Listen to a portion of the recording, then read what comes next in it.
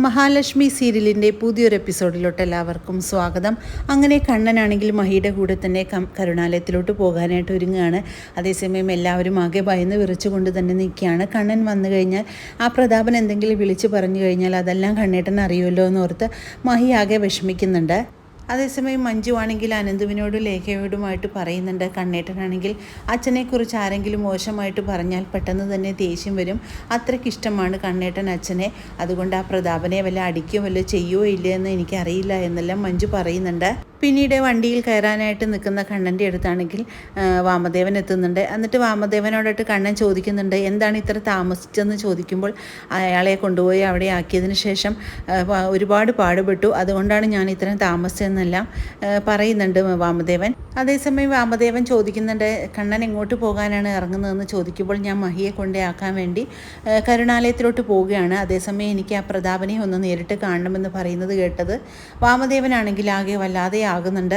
മോനെ കണ്ണ, ഇതൊന്നും നാട്ടുനടപ്പുള്ളതല്ലല്ലോ. ഭാര്യയുടെ കൂടെ തന്നെ 7-ാം മാസത്തിൽ ഭർത്താവും ഭാര്യയുടെ വീട്ടിലോട്ട് പോകുന്നത് നാട്ടുനടപ്പല്ലല്ലോ എന്ന് പറയുമ്പോൾ ആ നാട്ടുനടപ്പെല്ലാം ഞാനൊന്ന് മാറ്റി എഴുതാൻ തന്നെ തീരുമാനിച്ചിരിക്കുന്നു എന്ന് കണ്ണൻ പറയുന്നത് കേട്ട് വാമദേവൻ ആകെ ഒന്ന് ഭയക്കുന്നുണ്ട്. അവർ പോയതിന് ശേഷം കരുണയാണെങ്കിൽ വാമദേവൻ്റെ അടുത്ത് വന്ന് ചോദിക്കുന്നുണ്ട്, അമ്മാവനാണെങ്കിൽ കണ്ണേട്ടൻ പോകുന്നതൊന്നും തടയാൻ പാടില്ലായിരുന്നോ? ഇനി എന്തൊക്കെയാണോ അവിടെ സംഭവിക്കാൻ പോകുന്നതെന്ന് എനിക്കറിയില്ല എന്ന് പറയുമ്പോൾ അതെങ്ങനെ ഞാൻ തടയാനാണ്? അവനാണെങ്കിൽ പോകാനായിട്ട് ഇറങ്ങി നിൽക്കുകയല്ലേ, പിന്നെ ഞാൻ എന്തെങ്കിലും പറഞ്ഞാൽ അതൊരു സംശയമാകില്ലേ എന്നെല്ലാം വാമദേവൻ പറയുന്നുണ്ട്. പിന്നീട് മഹിയുടെയും മോഹിനിയുടെയും കൂടെ കണ്ണൻ അങ്ങോട്ട് വന്നിട്ടുണ്ടെന്നുള്ള കാര്യം വാമദേവനാണെങ്കിൽ മുത്തശ്ശിയെ വിളിച്ചറിയിക്കുന്നു. ഇത് കേൾക്കുന്ന മുത്തശ്ശിയാണെങ്കിൽ ആകെ ഞെട്ടി വിറയ്ക്കുന്നു. എന്നിട്ട് മുത്തശ്ശി പറയുന്നുണ്ട്, ഇവളുമാരെന്തിനാണ് അവനെയും വിളിച്ച് ഇങ്ങോട്ട് വരുന്നതെന്ന് പറയുമ്പോൾ ഞാൻ എന്ത് ചെയ്യാനാണ്? അവനാണെങ്കിൽ എന്തോ ഒരു സംശയം തോന്നിയിട്ടുണ്ട്. കണ്ണനാണെങ്കിൽ പ്രതാപനെ കാണണം എന്ന് വിചാരിച്ചുകൊണ്ട് മാത്രമാണ് അങ്ങോട്ട് വരുന്നതെന്നെല്ലാം വാമദേവൻ പറയുന്നത് കേട്ട് മുത്തശ്ശിക്കാണെങ്കിൽ ആകെ ഭയമാകുന്നുണ്ട്.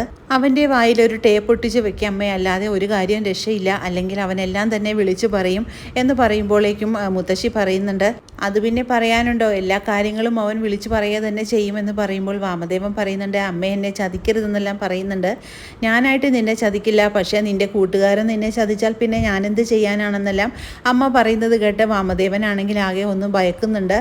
പിന്നീട് ഫോൺ കട്ട് ചെയ്തതിന് ശേഷം മുത്തശ്ശിയാണെങ്കിൽ പ്രതാപൻ്റെ മുറിയിലായിട്ട് ചെല്ലുന്നുണ്ട്. അങ്ങനെ പ്രതാപനാണെങ്കിൽ ഇതൊന്നും പറയാൻ പറ്റാതെ വല്ലാത്തൊരവസ്ഥയിൽ തന്നെ ഇരിക്കുകയാണ്. കണ്ണനെ എങ്ങനെയെങ്കിലും കണ്ടു കഴിഞ്ഞാൽ എല്ലാ കാര്യങ്ങളും കണ്ണനോട് പറയാനുള്ള ഒറ്റ തീരുമാനത്തിൽ തന്നെ ഇരിക്കുകയാണ് നമ്മുടെ പ്രതാപൻ. അങ്ങനെ മുത്തശ്ശിയാണെങ്കിൽ പ്രതാപനോടായിട്ട് ചോദിക്കുന്നുണ്ട്, നിനക്ക് എന്തെങ്കിലും കഴിക്കാൻ വേണമോ എന്ന് ചോദിക്കുന്നു. അത് കേൾക്കുന്ന പ്രതാപൻ പറയുന്നുണ്ട്, എനിക്ക് നല്ല വിശപ്പുണ്ട്, അമ്മ എന്തെങ്കിലും എനിക്ക് തായെന്ന് പറയുന്നു. അങ്ങനെ അതിലാണെങ്കിൽ മുത്തശ്ശി എന്തോ പൊടി കലക്കി പ്രതാപനെ മയക്കി കിടത്തിയിരിക്കുകയാണ്. അങ്ങനെ കണ്ണനാണെങ്കിൽ കരുണാലയത്തിൽ എത്തുന്നുണ്ട്. അങ്ങനെ മുത്തശ്ശിയാണെങ്കിൽ കണ്ണനോടായിട്ട് ചോദിക്കുന്നുണ്ട്, നീ എന്തിനാണ് നിൻ്റെ ഭാര്യയുടെ കൂടെ ഇങ്ങോട്ട് വന്നതെന്ന് ചോദിക്കുമ്പോൾ എന്താണ് എൻ്റെ ഭാര്യയുടെ കൂടെ എനിക്ക് ഇങ്ങോട്ട് വരാൻ പാടില്ലേ എന്നെല്ലാം ചോദിക്കുകയാണ്.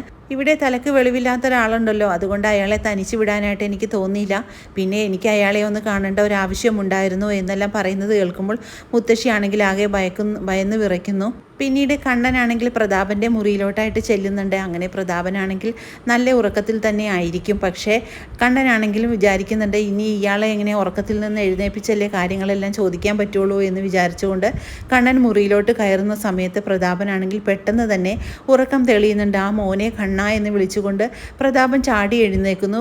അങ്ങനെ പ്രതാപനാണെങ്കിൽ കണ്ണനെ കാണുന്ന സന്തോഷത്തിൽ എല്ലാ കാര്യങ്ങളും തന്നെ പറയാനായിട്ട് ഒരുങ്ങുകയാണ്. അങ്ങനെ പ്രതാപൻ പെട്ടെന്ന് തന്നെ കരഞ്ഞുകൊണ്ട് തന്നെ കണ്ണനോടായിട്ട് പറയുന്നുണ്ട്, മോനെ കണ്ണ, നീയും നിൻ്റെ അച്ഛനും ബൈക്കിൽ പോകുന്ന സമയത്തല്ലേ അന്ന് ആക്സിഡൻ്റ് ഉണ്ടായതെന്ന് നിനക്കറിയാൻ പാടില്ലേ എന്ന് ചോദിക്കുമ്പോൾ അതെല്ലാം എനിക്കറിയാമല്ലോ എന്ന് കണ്ണൻ പറയുന്നുണ്ട്.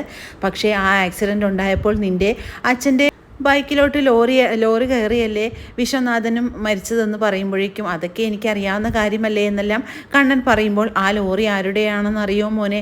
അത് എൻ്റെ ലോറിയാണ്, നിൻ്റെ അച്ഛൻ്റെ ബൈക്കിലോട്ട് പാഞ്ഞു കയറിയതെന്ന് പറഞ്ഞുകൊണ്ട് പ്രതാപനാണെങ്കിൽ പൊട്ടിക്കരയാണ്. ഇത് കേൾക്കുന്ന കണ്ണനാണെങ്കിൽ ദേഷ്യം കൊണ്ട് തന്നെ വിറയ്ക്കുന്നു.